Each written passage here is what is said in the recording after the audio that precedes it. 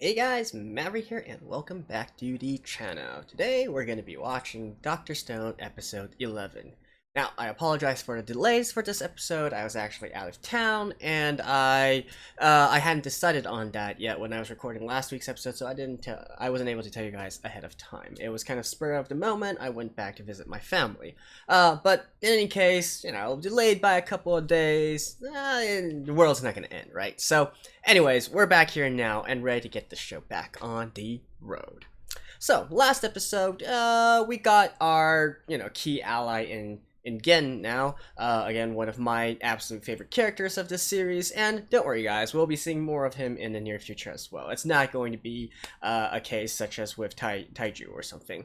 But for now, they need to concentrate on training for the tournament, as well as continue on with the roadmap of creating an antibiotic, right? And so in this episode, we're probably going to get another one of my favorite characters into the mix, and well, let's just see, right? I don't want to spoil too much. Let's just get into the episode right now. All right, let's begin in 3, 2, 1, play. Are they going to be going on the expedition? Probably not yet.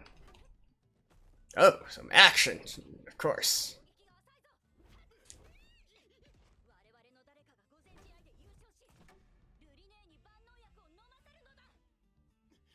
Cure all medicine.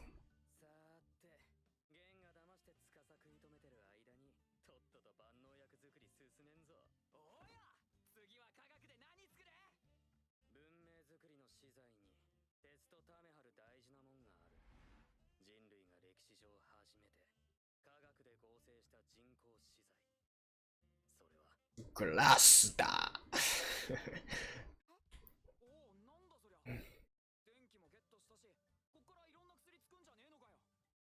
You need to do chemistry now.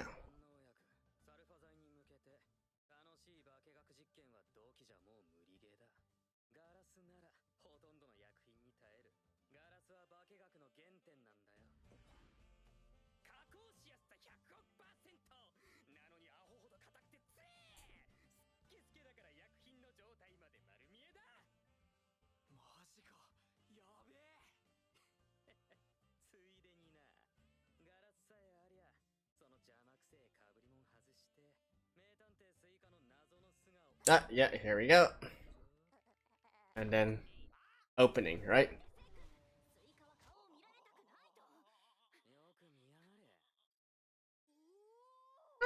Kawaii.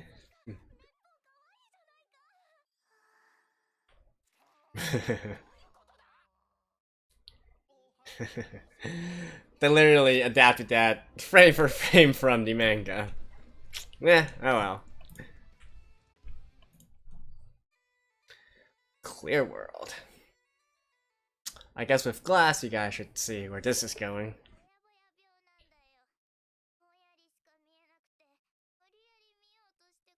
So she has to squint to see.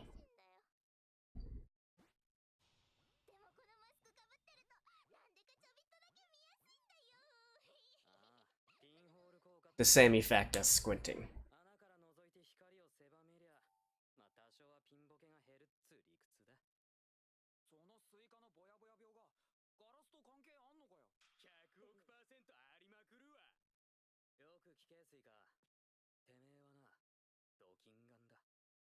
It's never explained how Senku knew that the reason she has this helmet is because of her nearsightedness.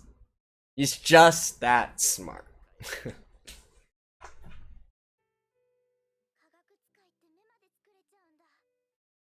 Make eyes. Magic.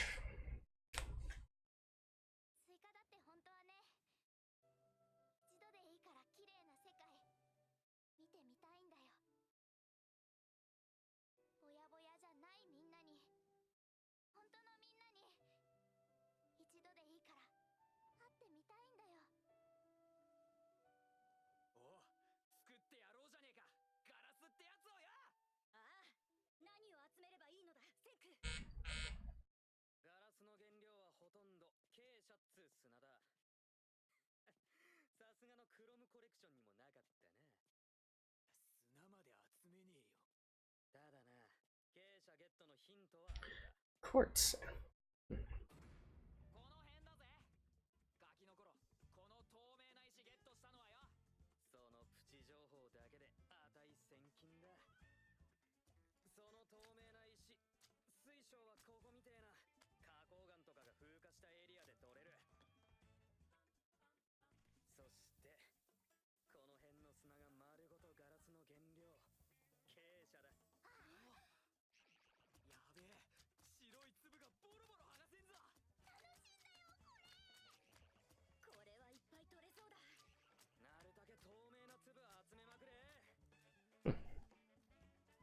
'I mean, they don't need to dwell on this too much. Okay, there we go, there we go.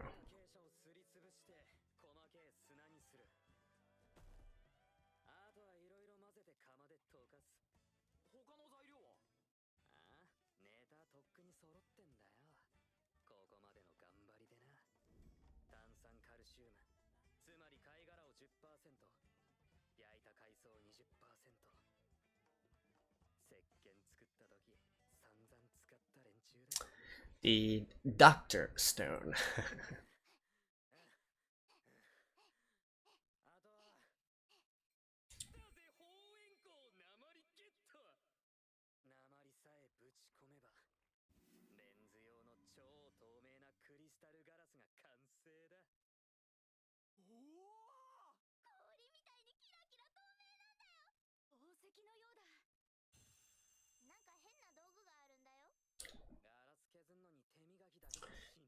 Sharpening it.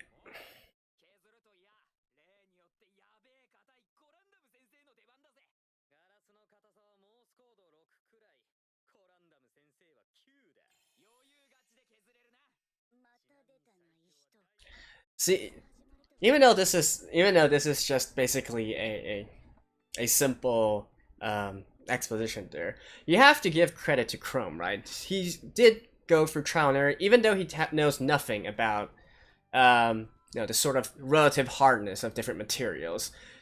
When Senku said that, he already said, okay, I can use this rock in order to sharpen it, in order to, because it has a higher hardness level, right? So you can get a sense of how much experimenting Chrome actually did with all this. Okay, so if they actually finish this quickly, we might be getting the expedition as well, and that is hype.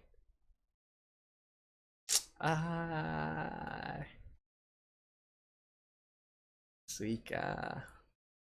We rarely see her without her helmet.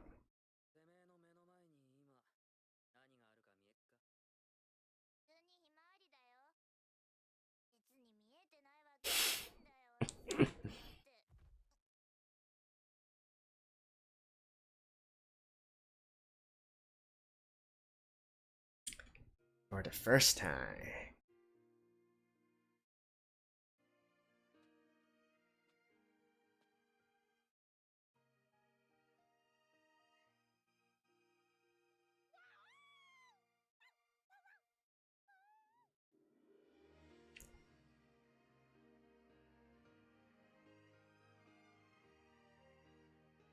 Are we gonna get a pen?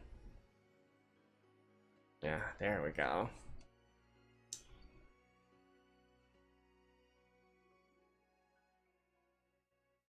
This is one of the more beautiful scenes in the manga as well. I'm glad they animated this one right.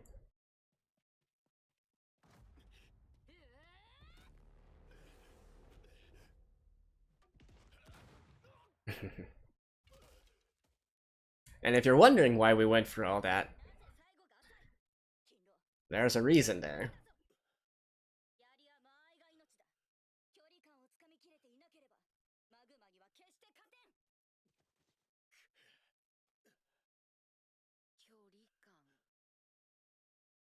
Ah.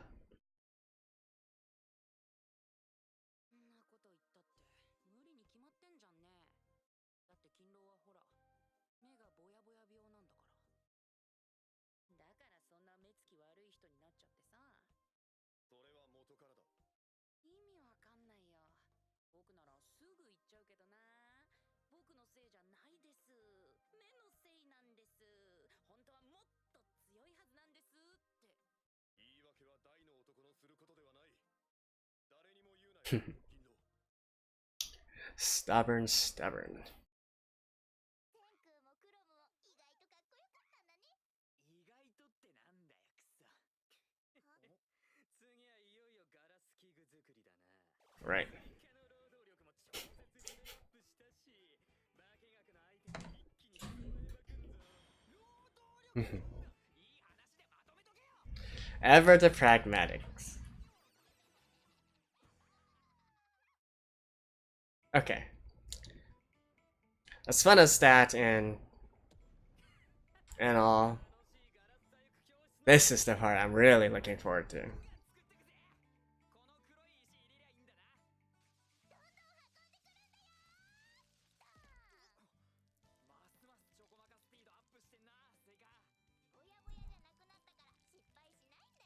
But of course, she still needs to wear the mask. The helmet.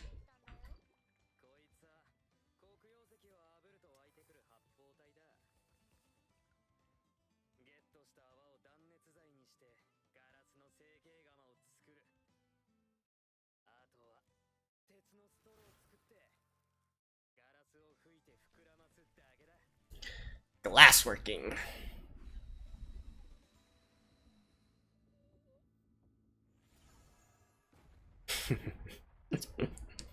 I like how there's a 2 shaped in the middle. まあ最初はこんなもんだ。同期の時もまともなもん作んのに何ヶ月もかかった。何ヶ月？あんま悠長にしちゃいらんねえぜ。ルリネーの容体も心配だしな。ガラス職人じゃねえんだ。トライアンドエラーしかねえだろ。職人？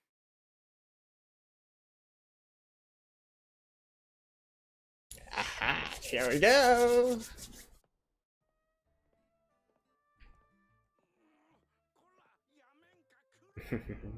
Bet you guys did not expect that, did you?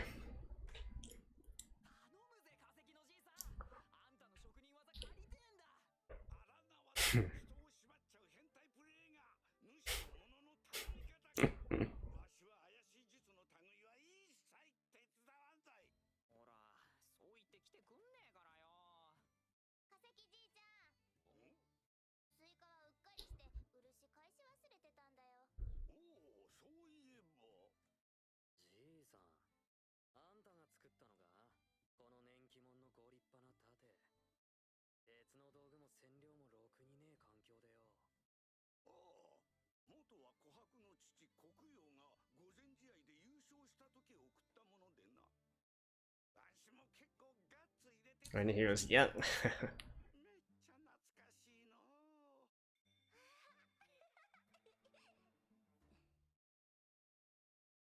文明の割に工作技術がくっそ高えから腕の立つ職人がいいんじゃねえかとは思ってたが、こんなヨボヨボのじいさんってあのすげえ吊り橋もあんたの仕事か？ああ、そうじゃ。勝手に板剥がしよって。むしらに協力など絶対に。こんな透明な石だとは。ああ、手伝いたくねえんならねえでいい。じっとそこで眺めてやがれ。面白えもん見してやる。化石、あんたにとっちゃ100億%そそるぜこれは。 Playing into their pride. 脂身のようだ。なんという加工のしやすさ。やべえ、また吹きすぎた。何しとるんだ。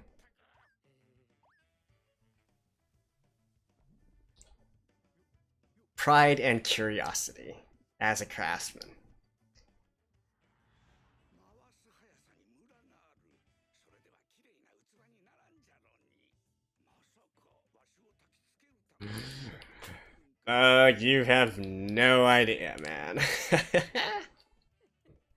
ものづくり一筋の男がよ、ガラス細工なんつうよだれ垂れまくるもん目の前にしておとなしく座ってられるわけゃねえよな。化石のじいさんよ。まったく見ちゃおれん。Hurrah!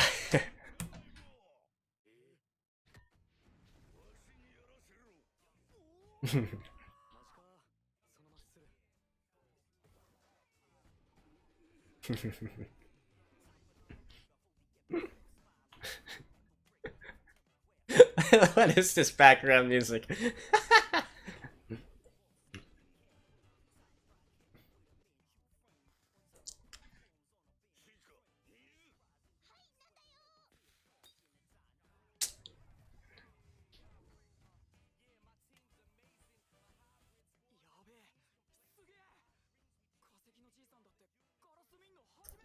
Again, absolutely ridiculous, but still awesome.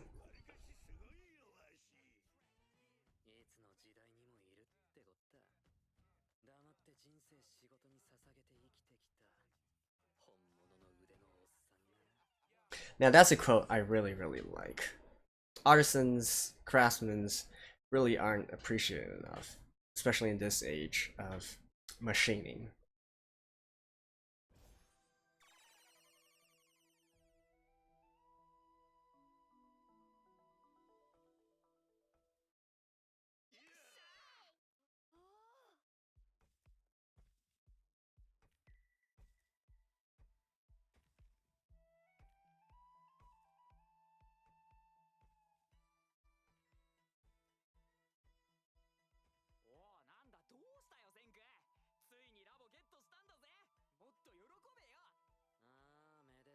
That is his way of showing joy.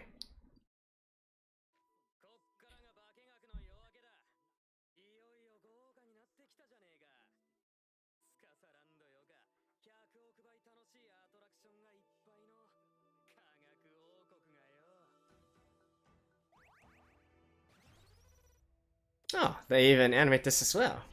Okay.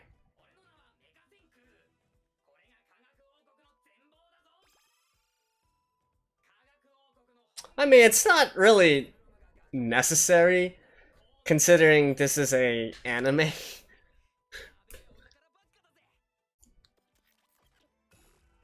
And,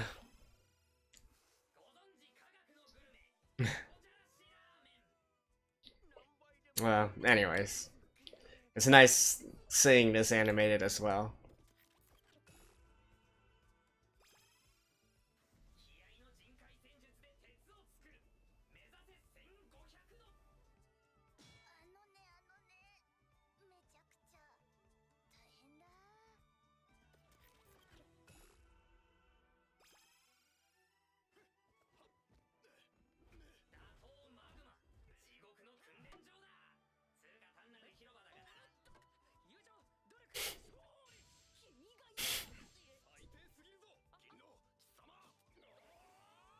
Hmm?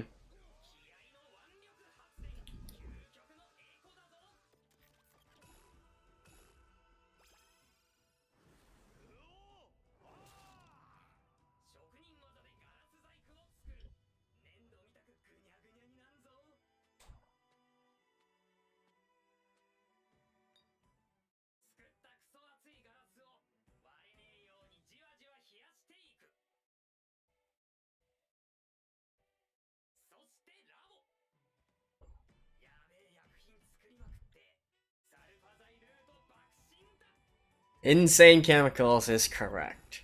Which is the next thing.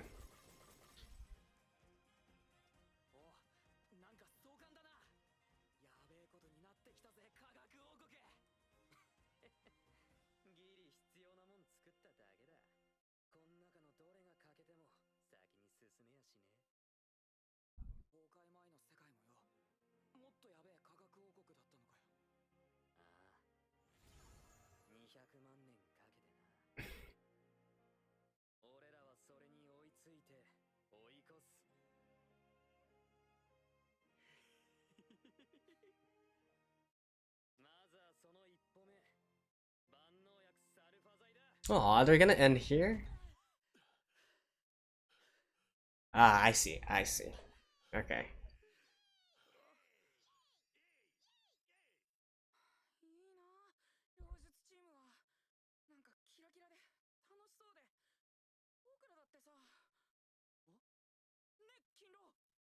しもだよ。この槍先がキラッキラに光ってたら、絵がぼやぼやの勤労でも間合いがつかみやすくて練習になると思わない？ Impeccable logic. 何を言ってるんだ銀狼貴様。あれ、そういえばキラキラ光るといえばほら銀の槍、やっぱりいるんじゃないの？あくまでも御前試合のためにね、勝つためには絶対いるよねこれ。戦いのことはわかんね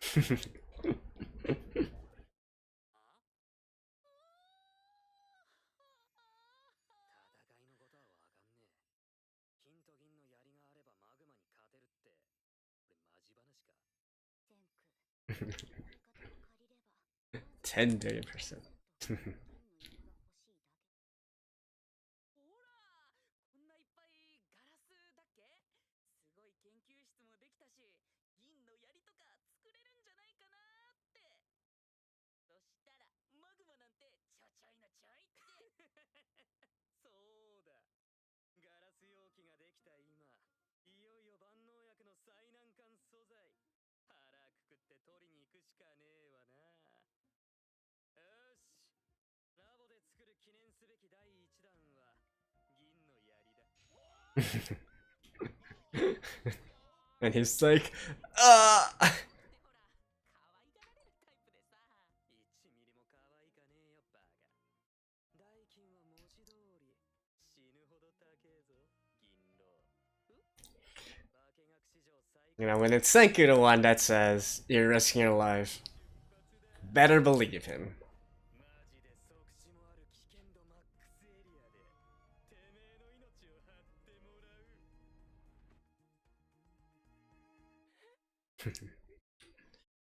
Ah, okay, I guess we'll be seeing the adventure next episode. Fine, fine, fine. I'll see you guys after this.